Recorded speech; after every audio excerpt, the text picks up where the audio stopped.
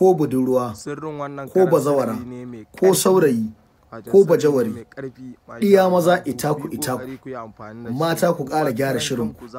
Yau zan bada sirrin manne mata, yau zan bada sirrin makale masa. Wannan sirrin yana yi na san me na bada.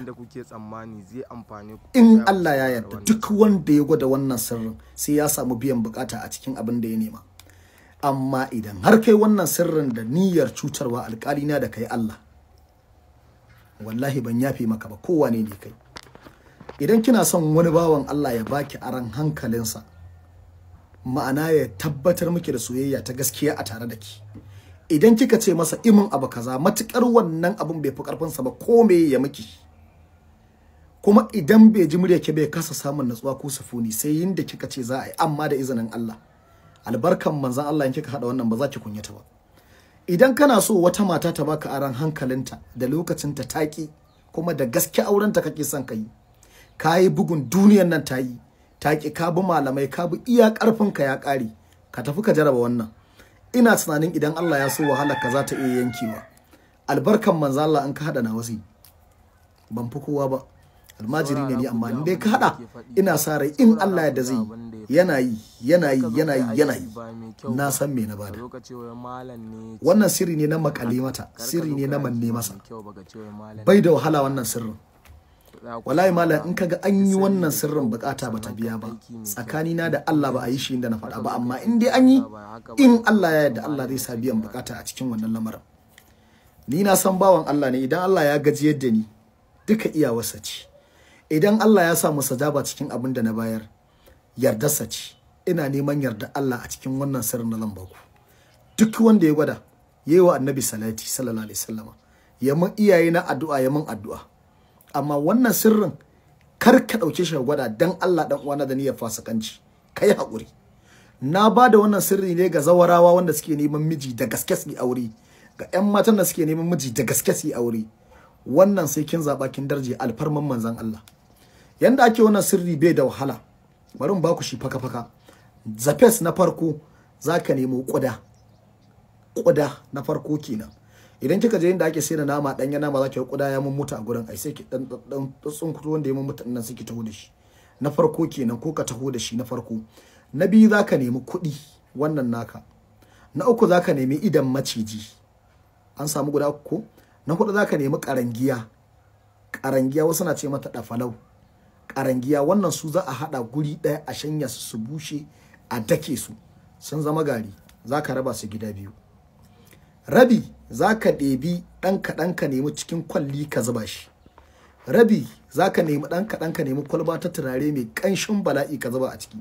Kuɗin kuma haya nabi, ma'ana naira 1000, in a Nijar ne jikka 10, su zaka hada da wannan abubuwan ka dake garin su yi lukui ka zuba a cikin wannan kwallin.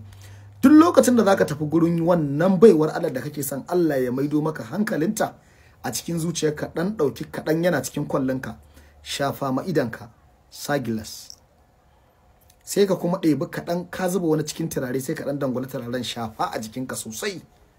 Idan ka je kofar gidansu, idan aka yi sallama ta fito dauke gilas din, ku ido hudu da ta saki wannan kanshin. Ke ma idan haka ne daga cikin gidan obirri zaki shiryo da haka, kina zuwa shafa kwalli, dan nemi dan gilas fari sanya ki ci kwalliya. Da an zo abinda ake so, kada ki wannan mahaifinki ya ido hudu da ke ne da sauransu.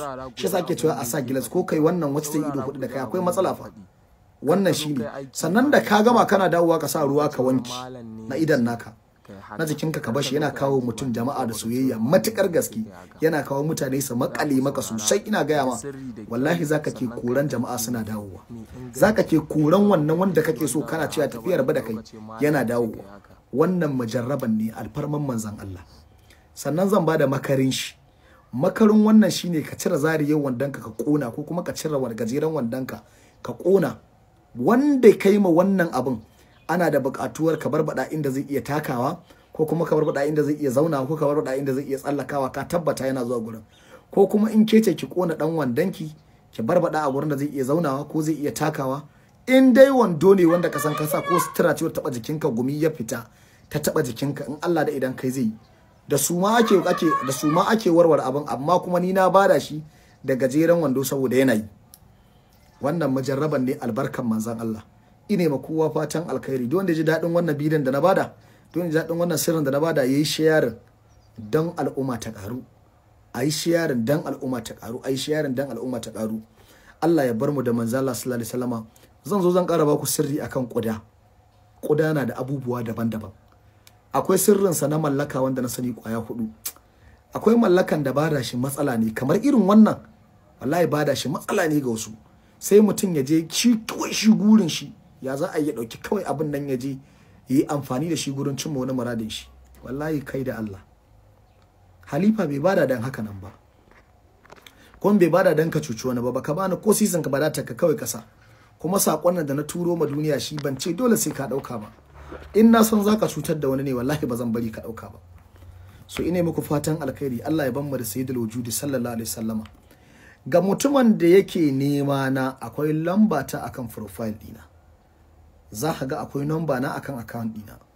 Ga wanda suke daukar sirrika na suna turawa cikin group kuma mutane lamba ta tana ba su wahala, to zaka iya sanya 0 9 0 3 6 8 8 6 7 5 7, kuma yace lambar banki na ofe. Duk lambar da zaka ga koda na yi chatting da kai na tura ma na ce ma ba na abun sadaka akan aiki kaza, in ba wannan bace ba ni bane ba. Kuma yace lambar da nake wasu da ita kadai kwaya daya, ita kadai ce, ba a kira na, ba na kiran kowa. Amma idan ka mun magana in Allah ya yarda zan duba.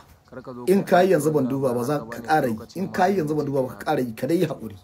Ni ma haƙuri nake da jama'a, kowa da kalar yin da yake magana sa, kuma kowa da yin da yake mu'amalarsa da mutane. Wanda Allah ya hada da mutane sai yayi haƙuri. Kai da Allah ba mutane sai haƙuri da kai, kai ma da Allah ya ba jama'a kai haƙuri da su. Ine ma kowa fatan alkhairi. Ubangiji Allah ya bar mu da manzon Allah sallallahu alaihi wasallama. Akwai sabuwar kasida ta min haminna, zan yi kokari in saka muku ita, masoya manzon Allah. Kasida ce take taba zuciya, take ƙara shadda a soyayyar manzon Allah a cikin zuciyar masoya. Amin sharing dan hasken goshin Annabi Muhammadu, domin sirrin nan ya isa gurin masoya manzon Allah, kuma sirrin nan ya isa gurin mabukata wannan matsalar. Na bada saboda Annabi. Duk wanda ya ji dadin wannan sirrin ya min sharing. Allah ya bar mu da manzon Allah jama'a. Wanda kuma ya ga nayi kuskure a wani bangare ko a wani guri, to yi kokari ya yafe min dan manzon Allah ina masa kuskure. Wanda kuma ya ga nayi masa daidai abin da na dauka na bada, to yi kokari ya min addu'a dan manzon Allah. Allah ya bar mu da Annabi, Allah ya karfafa mana tauraron mu saboda manzon Allah.